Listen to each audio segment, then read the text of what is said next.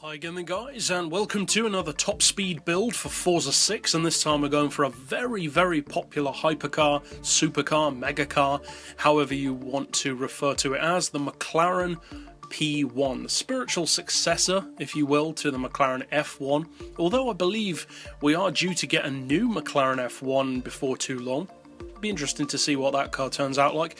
But as far as this particular build, if you want to just get this tune on your car without necessarily going through all of the upgrades, all of the settings in this video, then you can, as always, check out the keywords in the description below to find this tune in the storefront and just slap it straight on your car. If though you'd rather do it yourself, maybe change a few things, then this is the video for you. So as far as the upgrades, I would recommend basically upgrading everything that you can. Now as far as the conversion, I would recommend an all-wheel drive swap.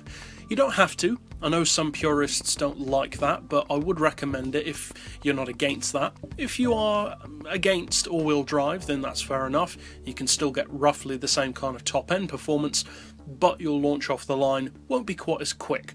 Now, as you can see, this car is pretty rapid, especially for acceleration. The 0 to 60 is monstrously quick.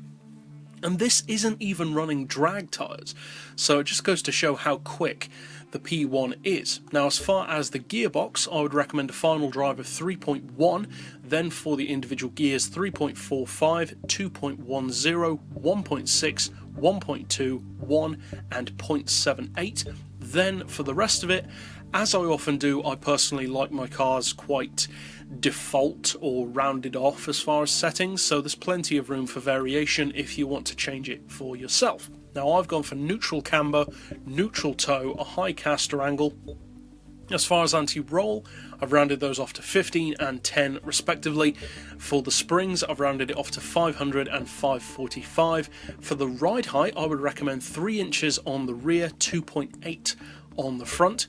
For the dampers, we've got them on 6, 6.5, then 4 and 4.5. As you can see, you can adjust the aero on this one, which is kind of a shame. If you could alter the wing, you could potentially get a bit of extra speed.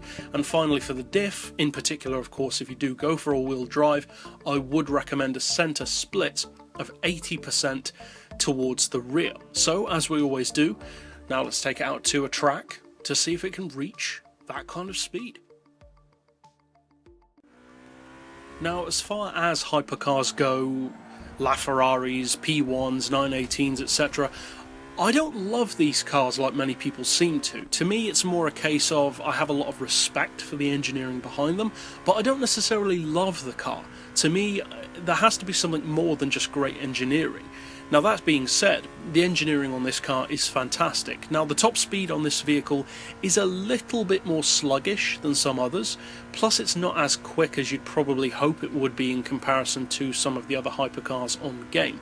But overall, if you do use this car, obviously I hope you find it fun and competitive, and if you'd like to keep up with other builds like this on the channel, you can do that by subscribing and checking out the playlist at the end of this video. But for now, as always, thanks for watching.